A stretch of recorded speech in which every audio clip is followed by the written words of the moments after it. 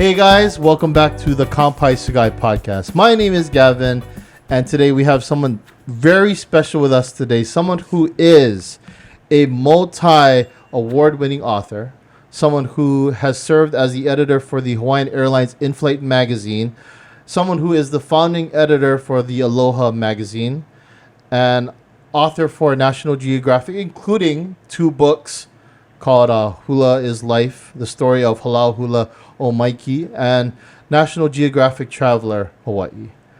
Please give a warm welcome to author of her new book, which is called Lion's Way, Mrs. Rita Ariyoshi. Aloha. Good Aloha. Morning. Yeah, thank you for joining us here. It's a pleasure to be here. Mm-hmm. Yeah. You like Kaneohe side? Yes, I do. My daughter lives on Kaneohe Bay. Oh, okay. Yeah. Yeah, it's such a nice community. Like Windward Side itself is very I lived in Kailua for 10 years when my kids were growing up, so it was nice. I loved it. Was that when you were at the Aloha magazine? Aloha magazine, Okay. Yes. Yeah. Okay, cool. Yeah, so you're very used to the Windward The side. Windward, mellow mood. The lifestyle, yeah. Yeah. So first off, what got you into journalistic writing before we get into your new book? Well, when I started out years ago, there wasn't much opportunity for women in journalism, which was at the time what I really wanted to do. But there was room for women in advertising writing, and you could make money and you could get ahead.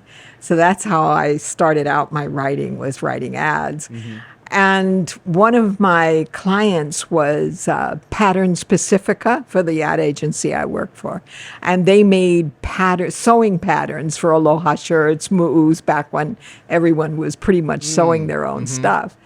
And so I wrote a catalog for them. And then the 2 owners, Radford Small and Dennis Mahoney, they bought the contract for Hawaiian Airlines inflight, and they asked me to be the editor. And I just loved it. And I had never been an editor, but I was really lucky. The public relations director, who was my contact at Hawaiian, his name was Roger Ritchie. He was from England, and he was so snickety. And I mean, he would say things like, I would comment on his English accent, and he would say, "My dear, it is our language. You have the accent." And one time he said that the Webster's Dictionary of the English Language belongs on the fiction shelf. Oh, interesting. Yeah. So I got pretty careful coming to meetings, and I really learned a lot from him. So, yeah, that's how I got started in the journalism end. Wow. Yeah. So what was the difference with transitioning from advertising writing to journalism? It went very well. It was very easy, really, because it was a chance to be with people, and that was the greatest pleasure of being a journalist, was all the people you would meet, doing different things and going different places. That was the fun of it. Yeah. What was your favorite like Hawaiian Airlines in-flight, I guess, section of the magazine when you were editor? Usually people interviews. We would interview various people in the culture, arts. Yeah, that was the most fun. Oh, okay. Who was your favorite person you interviewed? That's really hard. Surprisingly, Don Ho was a really nice man to interview. And I interviewed Jack Lord, Tom Selleck. Those are the big guys. But then also lay makers and people who did kappa. So, yeah, it's hard to pick a favorite with people. Yeah. And you did that for, I think, 3 years? Yes. And then a man came to town from the mainland and wanted to start up a big, colorful magazine about Hawaii. And so he poached me from Hawaiian Airlines. And that started me there. So I got to pretty much put the magazine together, choose the topics, that we would cover on a monthly basis. And what I said to myself at the time, I knew because of the publisher's aims that most of our audience was going to be on the mainland. But I was going to gear the magazine to local people, because in doing that, the mainlanders wouldn't get this celluloid version of Hawaii. And it really worked. Yeah. Yeah. Yeah, that's interesting because it's an authentic perspective to Hawaii versus, because like I've asked like some friends who've lived in like maybe Mississippi, and the knowledge there of Hawaii is very different Yeah. Yeah. than what's actually seen here. Like people think we still live in grass huts, you know what I mean? Or Yeah. there's people that wear grass skirts. So And they have no idea of the rich culture and history. Yeah. and that we're very modernized here actually too. So we have a lot of different things and a very diverse community here. So it's interesting because you go to like a halau, right? And sometimes it's not all people that are Hawaiian that's actually there. Exactly. So it's really interesting because there's people of different cultures or different ethnicities that actually want to come and learn and be immersed in a halau or practicing different Hawaiian practices too. So I think that's why the Hawaiian culture is so strong when Hawaiians are no longer a majority of the population. It is because they have welcomed everyone into the culture. And so everyone becomes a part of it and the culture survives. Yeah. Thrives, in fact. Yeah. definitely like in Japan, because Japan there's actually a lot of halaus as well. Yes. And they practice a lot of hula over there. So. Oh, it's really important there. Yeah. I'd say a lot of Japan. I think, you know how Hawaii, we consider Vegas the ninth aisle. Yes. Japan probably considers us second Japan, maybe, in a way. After Kyushu and Okinawa, Hawaii. Yeah, exactly. Right. Yeah, Okinawa would be will be the third. We'll be the third. So that's great. So you're the founding editor for Aloha magazine for 10 years. 10 years. How long did the magazine continue on for? Oh, I would say maybe another 15 years. Yeah. And they kind of got the rug pulled out from under them. And I won't want to go into details and talk stink about things, but yeah. Do you still keep in touch with a lot of the people from... Oh, yeah. It was really interesting. We had a staff of 13 people on the magazine. 5 of us were left-handed out of 13. Wow. And 3 were born on February 12. Wait, what? Yeah, 3 born on February 12, 5 left-handers. So... Wait. What are the odds that that's so crazy? Yeah.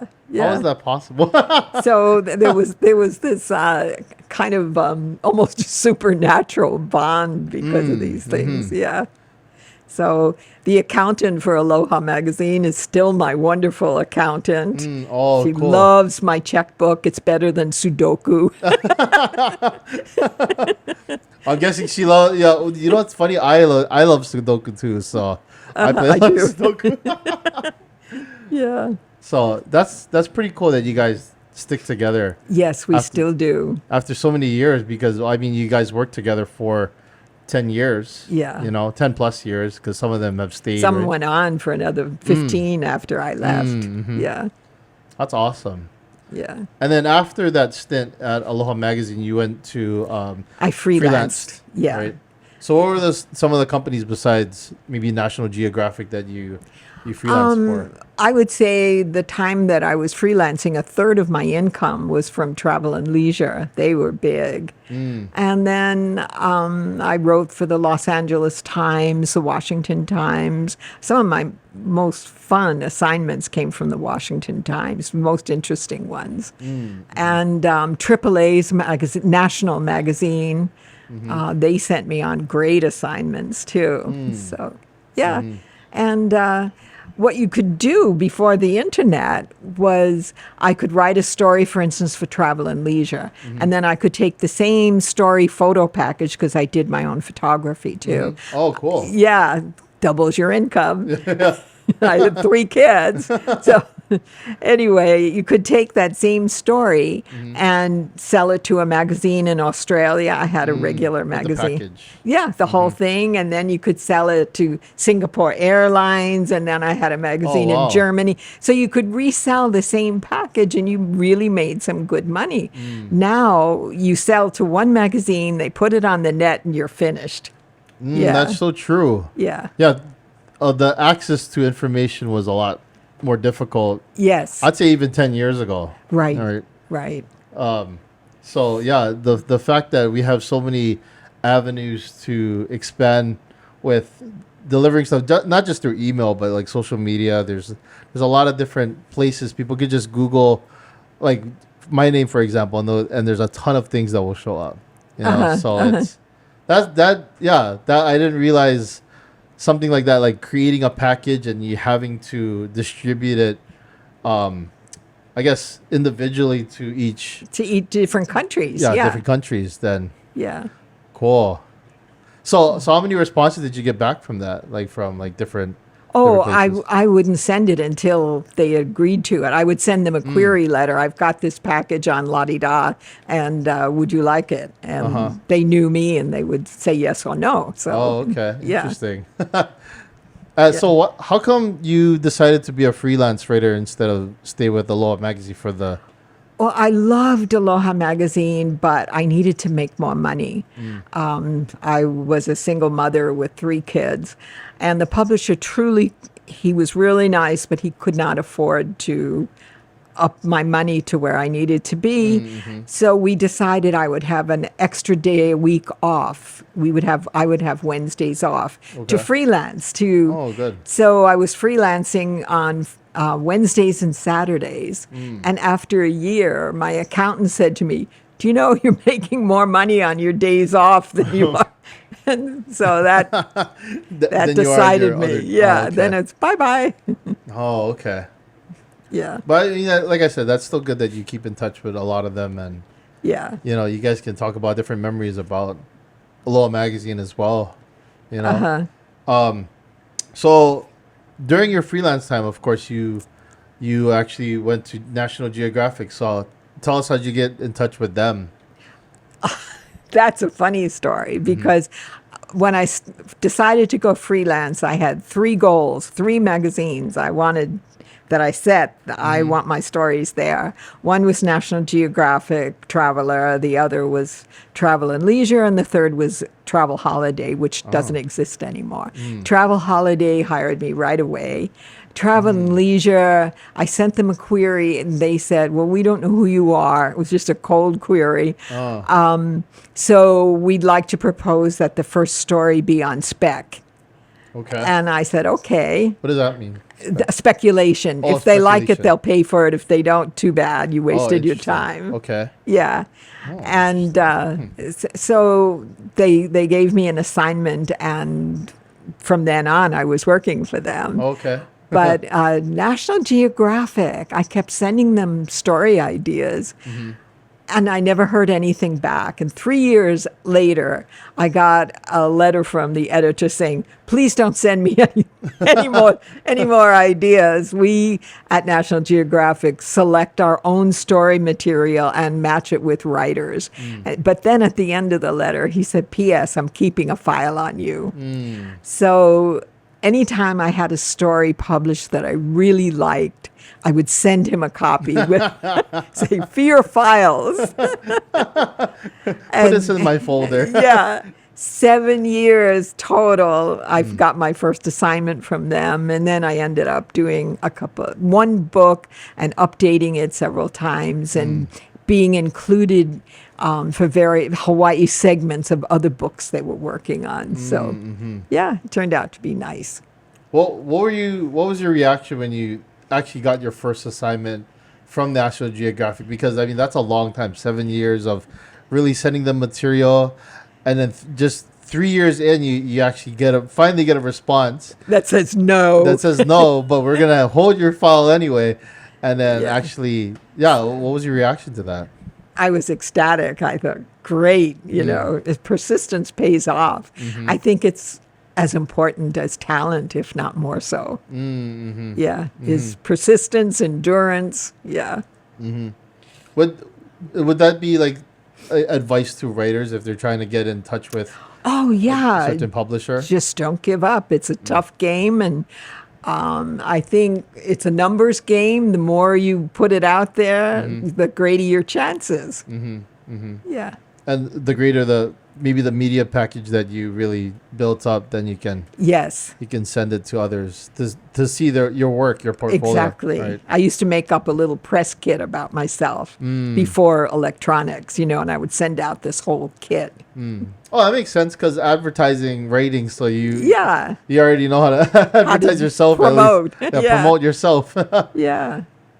So the first, I was reading a little bit of like the National Geographic. So you did the National Geographic Traveler for Hawaii, but you did like a few editions of it. So was it up to the 4th edition, I think, or? I think so. And then my editor retired about the time I got tired of doing it. So it was, So for that specific book, did you have to go and research a lot of different areas around the island? Yeah, they were wonderful. They let me decide how much was going to be devoted to history and culture, how much to each island, what was important.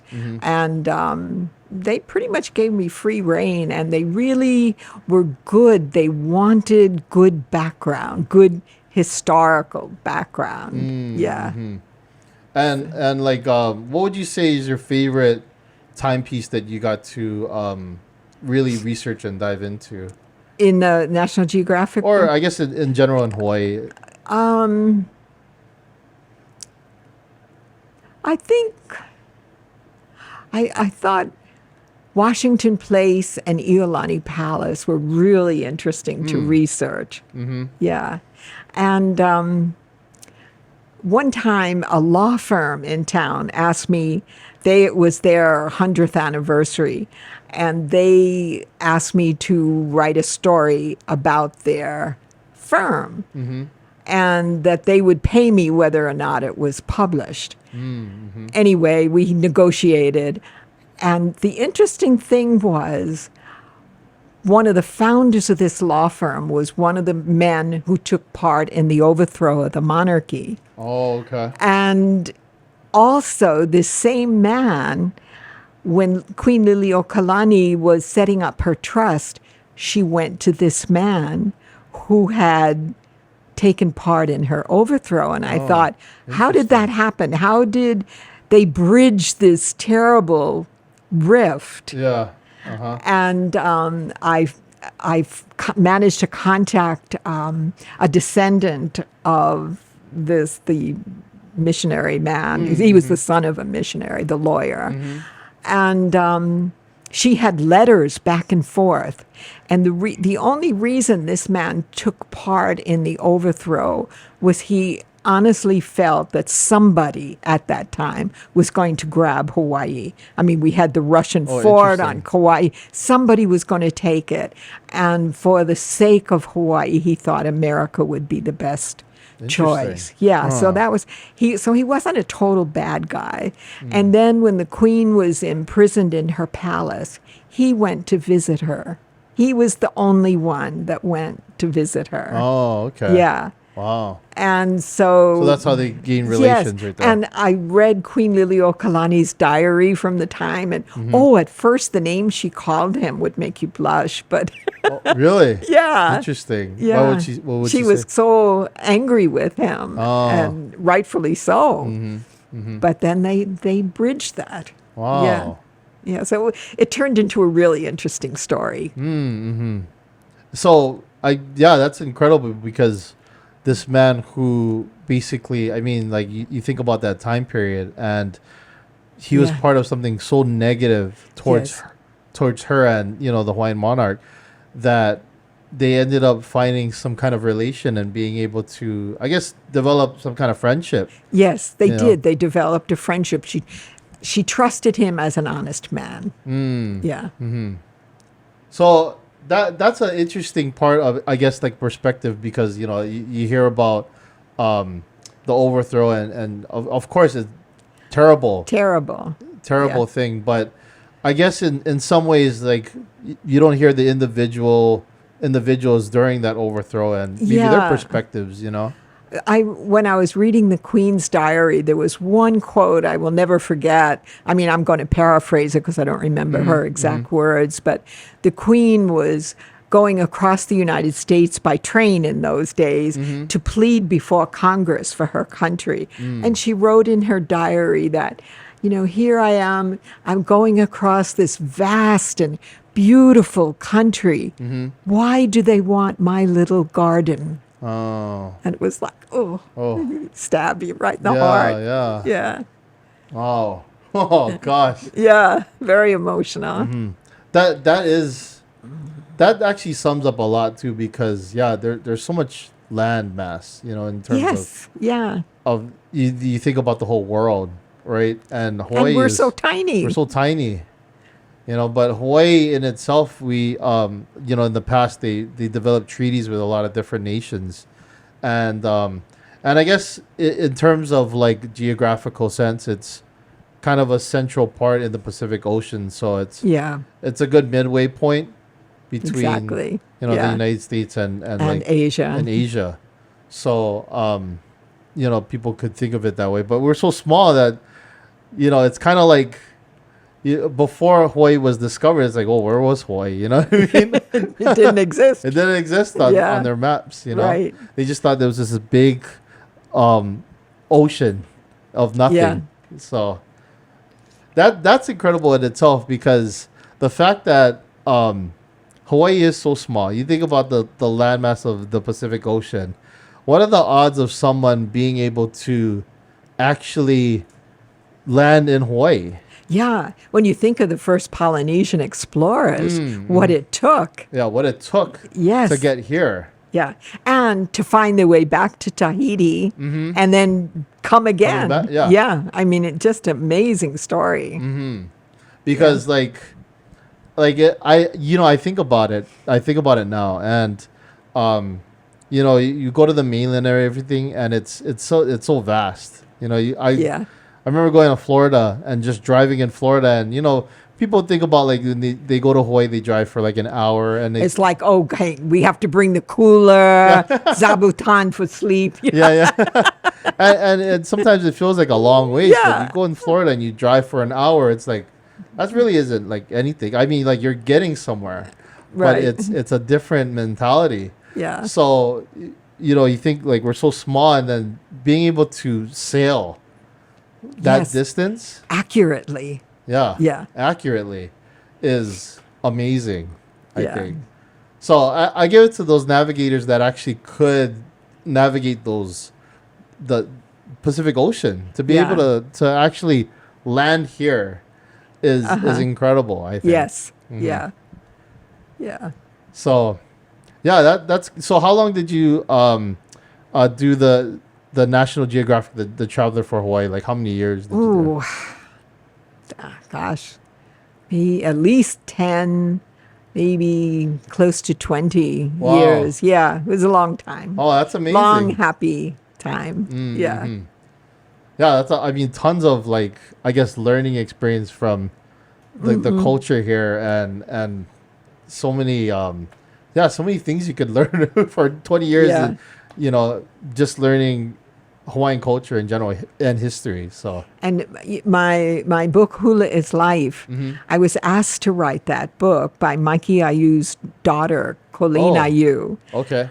And it was such a privilege to write that book because she would literally take me by the hand to interview these elderly kumuhula who really knew the old ways.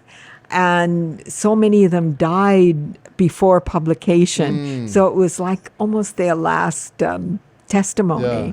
And sometimes they would say to me, all right, put down your pen, and I am going to tell you things that you should not tell anyone, but I'm telling Wow. you so you understand.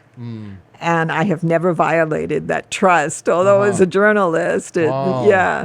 yeah. So that was really interesting. Yeah, that's incredible too, because I mean, so a lot of them haven't seen the publication themselves, but They being able to- trusted Colleen Ayu, that's it, and Auntie Maiki. Yeah, that wasn't me they necessarily trusted. Yeah, they didn't know me. But the fact that they were able to tell you, especially things that probably, they'll never tell anybody else. And Right. and they probably haven't ever told anybody else. And then it's Yeah. being passed down to you, but it's something Yeah, that... well, they would probably tell their own students, their own haumana, but but not go outside. Right. Yeah. And whoever was their students probably passed down maybe Yes, to their down the students line. down the line. Yeah. But they never be able to tell the general public about it. So And one of the things I learned from the kupuna was in Western culture. I mean, there's something to be said for both sides. In Western culture, knowledge is believed to be for all, that everybody should have access to all knowledge. And I was taught by the kupuna that knowledge has to be earned.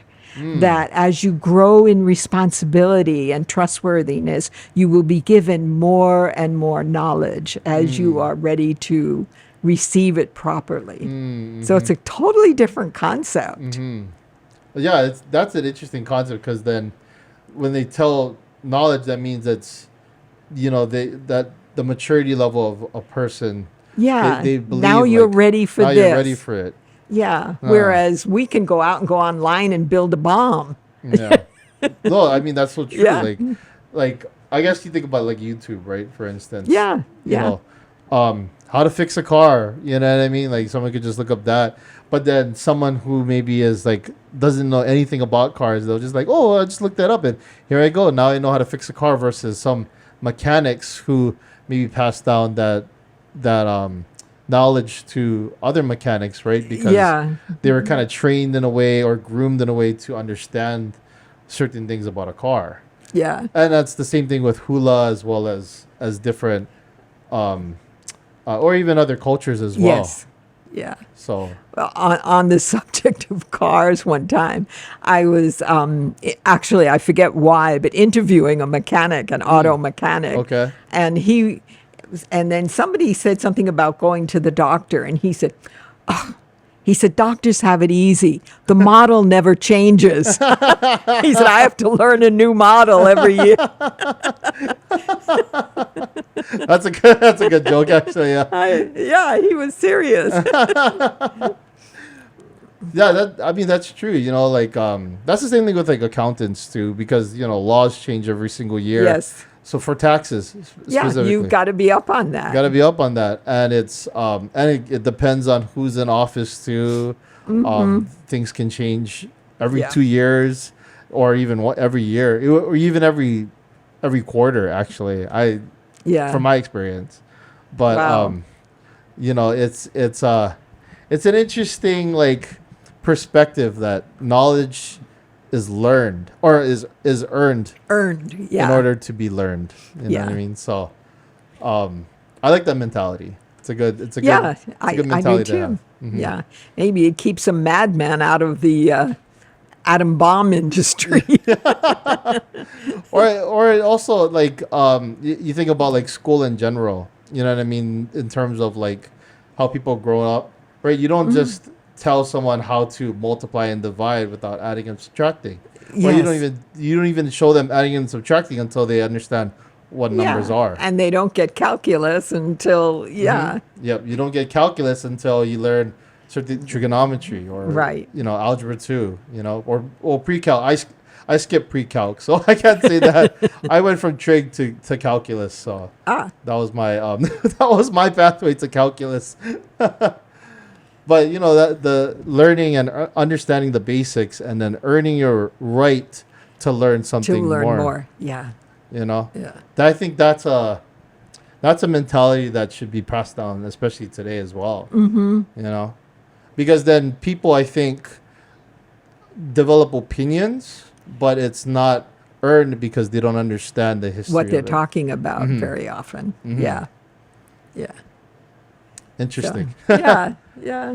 And then Hula's life. So you wrote that book. I think was it during your tenure when you did your National Geographic Traveler? Yeah, it was all during my freelance years. Okay. Yes. Yes. And then how long did it take you to write that book? Oh, that went on forever. Yeah. I can understand because there's so much history. There's so much, and then it gets put aside because there are more urgent things in the Halau and stuff like that. Yeah, so it eventually got done, and I'm working on a second one now. Wow. Yeah. Oh, so, awesome. Yeah. And how many? And that won a lot of awards as well, right? The Hula's like. I'm not sure it won awards, but it's sold out, and now if you want to buy a copy online, you can find it. It'll be several $100s. Oh. Yeah. And all the money from that book went to the Halau. Oh, that's Yeah. awesome. Yeah. Wow, that's sort incredible. of a thank you for everything I've been given. Yeah. Yeah. Awesome. So, let's talk about your fictional writing now, because you're going from freelance writing, Yeah. and being an editor in chief in different companies and everything. Now you're going into the fictional realm, Yeah. and you've written some short stories before as well. Yes. But this is your first novel. Yeah. So let's talk about Lions Way. We'll just kind of hold it up to the Do you want- camera, and then Lions Way.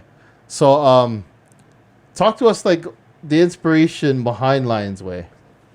Well, I found in a lot of my doing a lot of my assignments, journalism assignments, I would come across these really fascinating nuggets that didn't fit into the story. Okay. And for instance, I had an assignment to do a story, an article on touring the ex-Yugoslavia. It was still Yugoslavia at that time.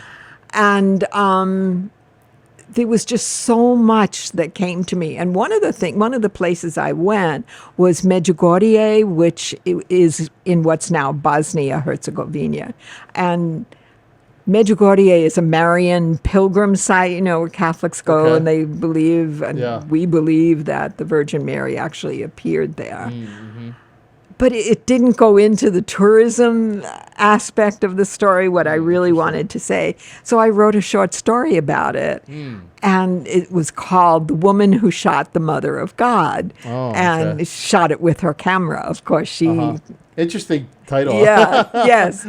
And that won grand prize in the National Steinbeck Center's short story competition. So that was like my first step into fiction.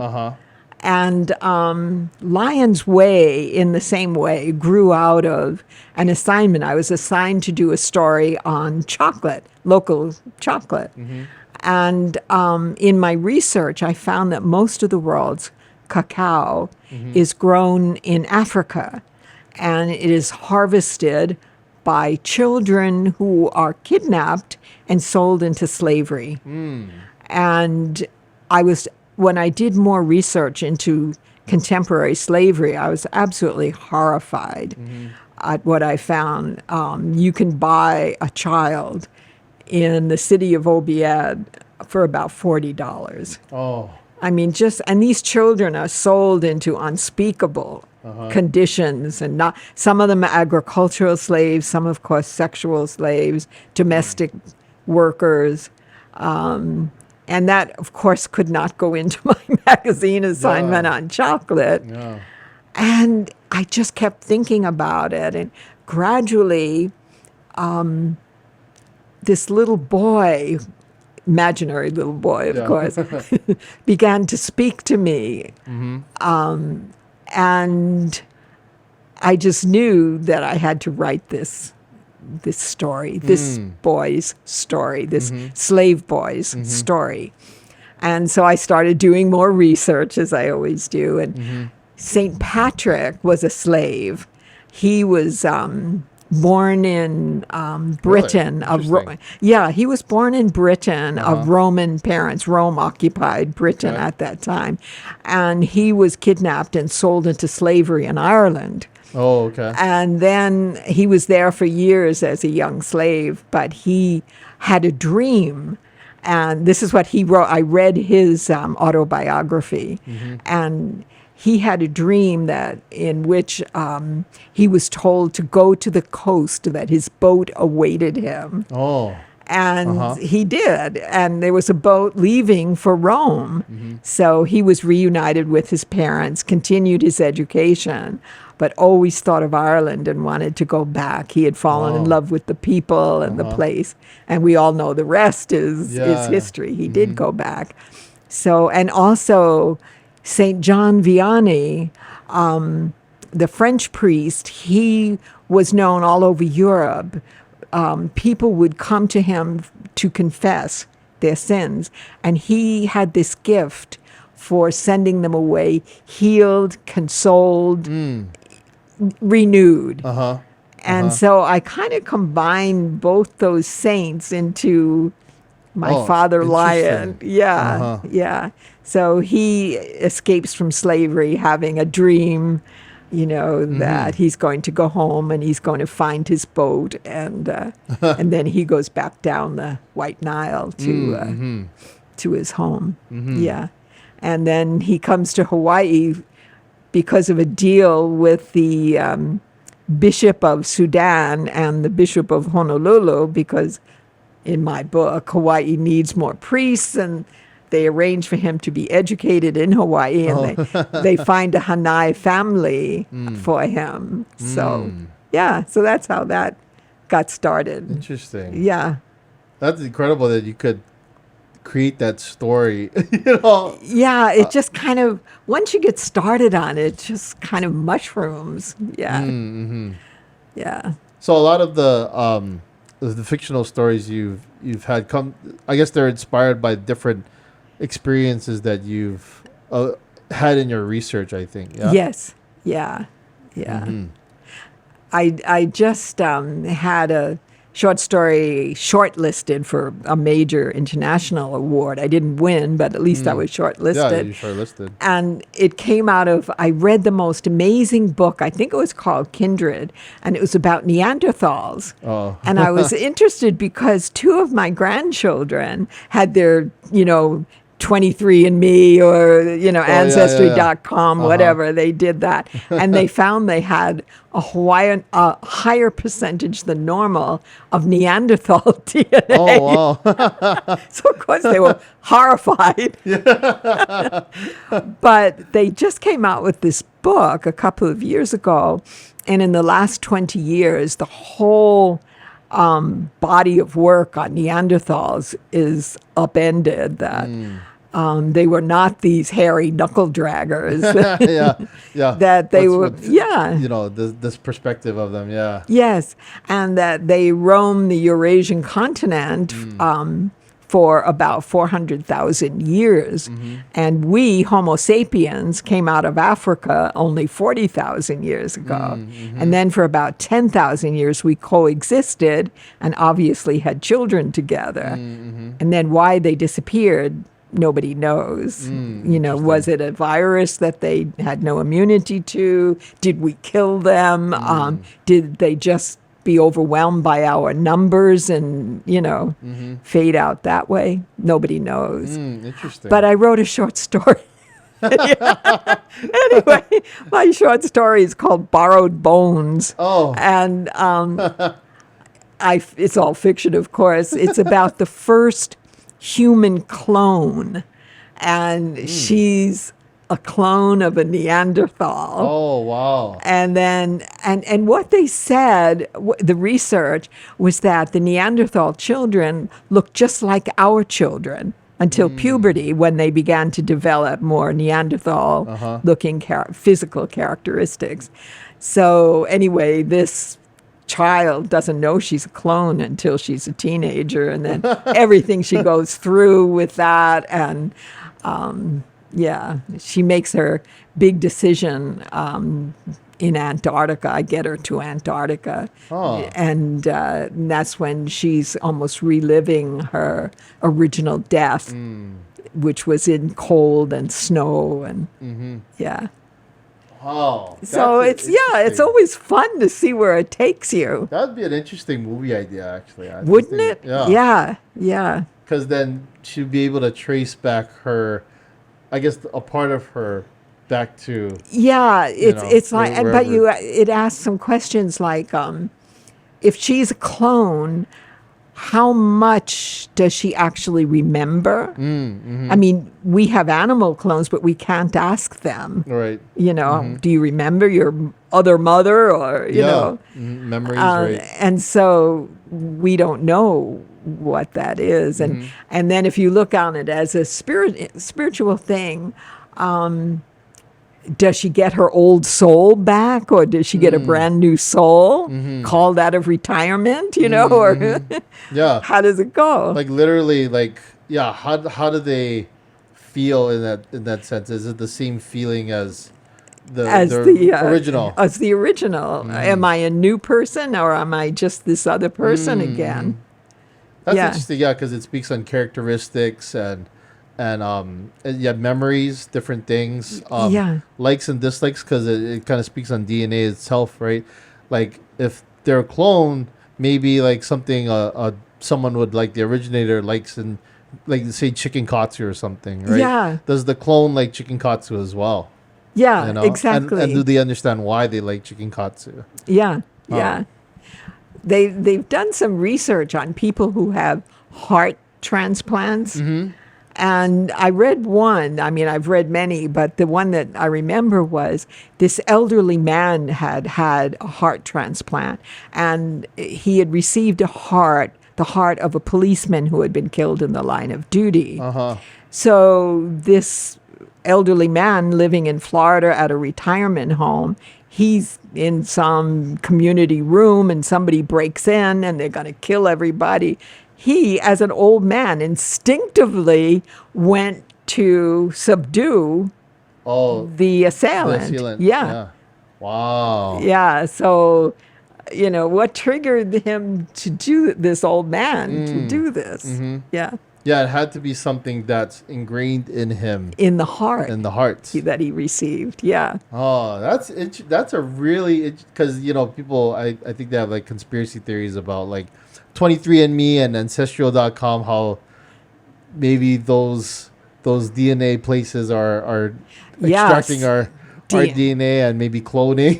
I don't know too much about it. Weaponizing biological weapons geared specifically to a certain DNA. Or to a specific demographic. Yes. Yeah. So it's kind of scary. It is kind of scary. I mean, like, there's people that are out there that say, like, "Well, I thought I saw you the other day." I'm like, well, maybe you saw my clone, but maybe they did. maybe my DNA is somewhere. You know what I mean? But that's an interesting perspective, because how much of that person is the original? Yeah. And how much do they feel, and what are they like? Do they speak the same way?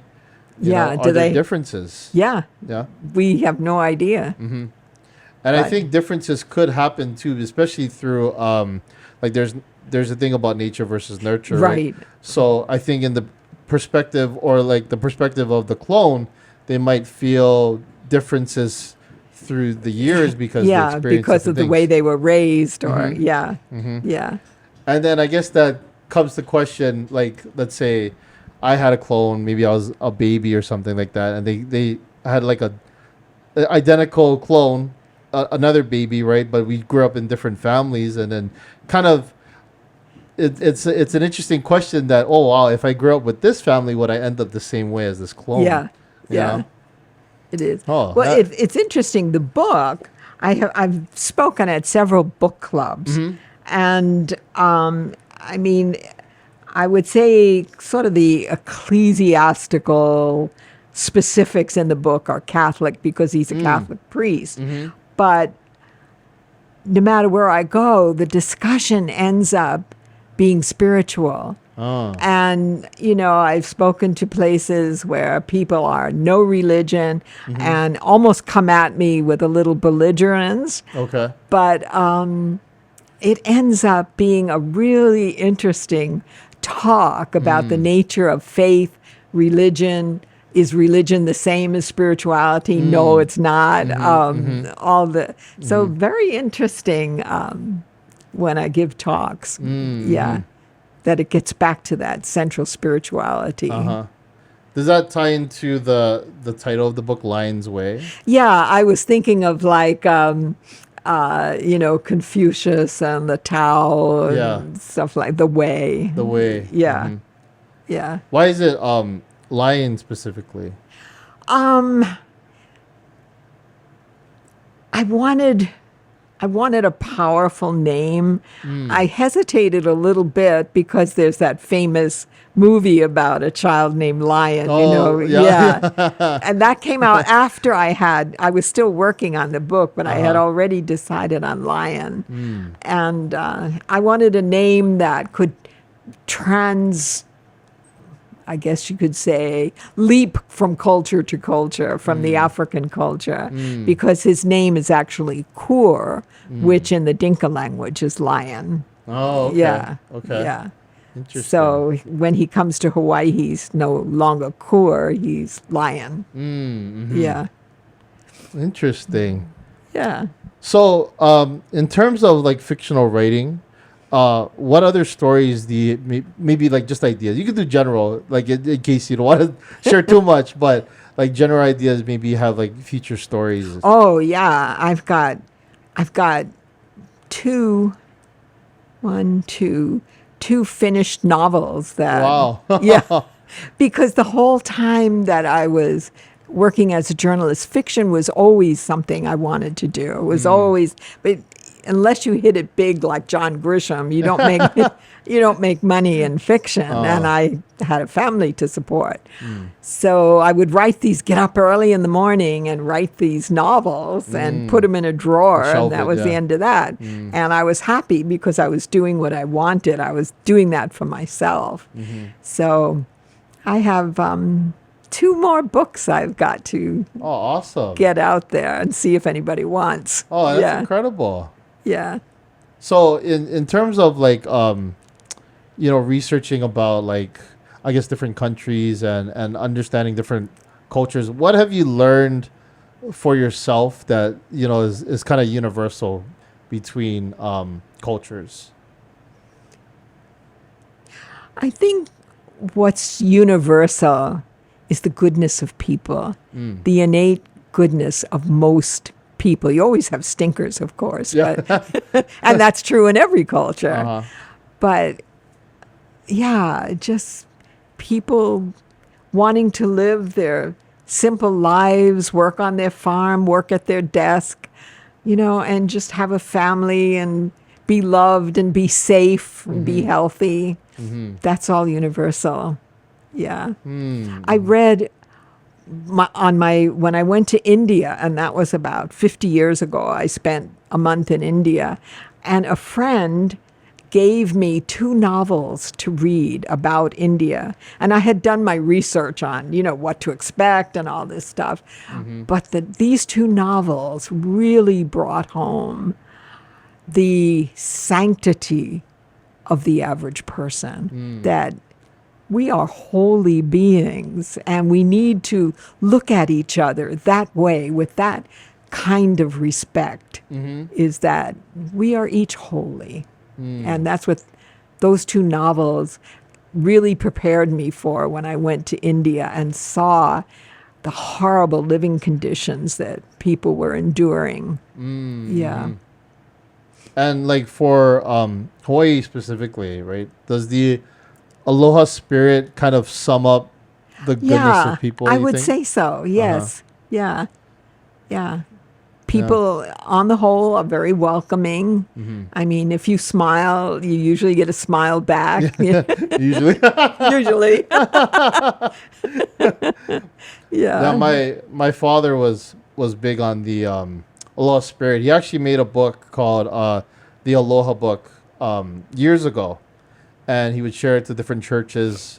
He was a Christian, so he shared it with different Filipino churches, and he used to have this Aloha card where it would have one side, it was called misery, and it would have all these like negative things like depression, anger, things that are the opposite of the Aloha side, which was love, joy, peace, patience, and he would share this with others. That was his way of discipling, and being able Yes. to talk about his faith as well. Well, my faith as well. I'm a Christian as well, but be able to talk about Jesus to others, and without using Jesus in the schools, because he would They talk weren't about allowed. Yeah. in the schools, and they would that was his way of being able to do that legally. Uh-huh.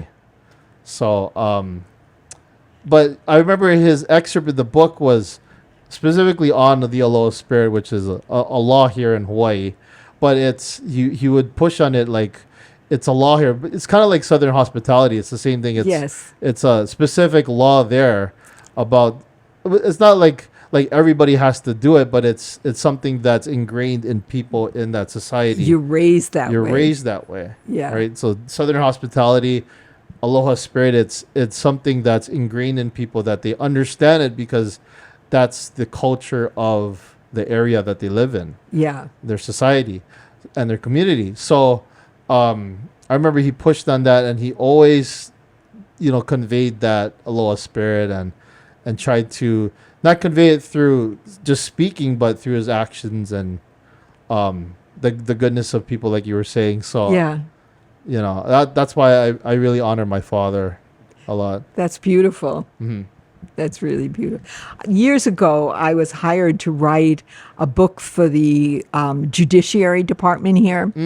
And so I had to interview every single judge in the state on island by island. And the one I remember the most was Nelson Doy. Okay. And he, at the time, was a judge on the Big Island. This was before he became lieutenant governor. And one of the things he said to me, he said he became a very devout Christian. He was raised Buddhist, became a very devout Christian. And he said the reason he did was he would see someone that had this quality about them, that they were happy, that, they just radiated confidence and peace. And he would go up and ask them, hey, how come you're such a happy person? And he expected to say, well, I have green smoothies every morning, and I do my yoga. And invariably, he found they were Christians. And so that started him on his spiritual path. Oh, So, interesting. yeah. And So, I'm sure there's of course there, with every religion, I think there's yes. good examples and there's bad examples as well. Exactly. Yes. So I think that the idea of a religion kind of comes from whoever they meet, I think, in terms of their Yes. experiences, Yeah, your experiences from your birth and your parents, and then your own experiences as you grow and mingle in the world. Yeah. Because there's some people I know, they grew up with Christian parents, and And they become Buddhists. they become Buddhists because Yeah. they have maybe like a negative, I guess, experience, and then and the same thing for people who I know people that grew up Buddhist and they become Christian. Yeah, it later goes on. both It ways. goes both ways. Yeah. So it's interesting because, like it kind of goes into like career paths as well. People maybe they like my mom. She always wanted me to be a teacher, right? And I always was like, I'm never gonna be a teacher. And I ended up doing teaching, but not as a career. I ended up just helping people and mentoring people, but not as a paid career. Would I want to do it later? Maybe, I don't know, but it would have to be in a different subject that I would want to do. Maybe in college, I would love to teach like in college and stuff. But I grew up with this idea. My mom always wanted to be a teacher, and I ended up being an accountant. So it's kind of interesting how people have their pathways. And my dad, he grew up as an engineer, civil engineering, and he worked for a construction firm. My grandpa owned a construction firm. They help build places where like there's Red Lobster. They built those areas over there. A lot of the hotels, the Irikai and everything, and later on he went into insurance, the different business pathways, and then when I was born, he became a handyman. Oh, completely different. And it was not completely different, but it was a different lifestyle because he was in the office most of the time. Now he's hands-on and he's... Yeah, and he could time his work and be home and... Yeah. And so when growing up, I always knew him as the handyman. I didn't know him as the insurance, someone who was a realtor as well, someone who did, vice president of a construction firm.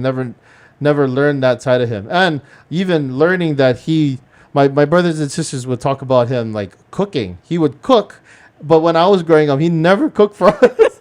My mom would cook for us. He was cooked out. Or I would cook. My mom or I would cook. So he never cooked for us, hardly. So it's interesting the way people grow up and they discover certain things, and then they end up being a certain way based on their environment. Right, right. Yeah. And then for yourself, did you grow up with a lot of storytellers or people that... Well, I had a great aunt, Teresa Deavy. She's one of the giants of literature in Ireland. She was a playwright and way ahead of her time on women's rights and things like that. So that's the only storyteller, and I never met her. She would have been like a great aunt. Yeah. My mother was a fine artist. Yeah, I think it came, I lived with my Irish grandmother for a time, and she taught me to read before I went to school using Greek and Roman mythology. Wow. Yeah, and she did it with the books of knowledge, so it was, it wasn't the hard literature end of Greek mythology. It was geared down for children, but that's how I learned to read. Oh, interesting. And so when I went to school, they would put me in the 4th grade for reading. And I remember it because I would sit in the chair and my feet wouldn't hit the floor. So it just dangles. Yeah. Yeah. Actually, Kelsey and I joke about that sometimes because there's some chairs that she just lets her feet dangle like that. Well, when I think about it, actually my dad, he was, well, some people would call him a storyteller and some people would call him a liar. But, perspective, right? Yeah. I remember we were little kids during World War II, and he was drafted. He was due to leave and go in the army, and then all of a sudden Japan surrendered. It was like at the end of the war. So my dad always told us, the Empire of Japan surrendered because they heard Big Jim was coming. And of course, as little kids, we believed him. Perspective, right? Yeah. So he was always filling us. My parents used to go to Ireland, and they never took us, but my dad would tell us, we have a castle over there, and the key is as big as a wrench.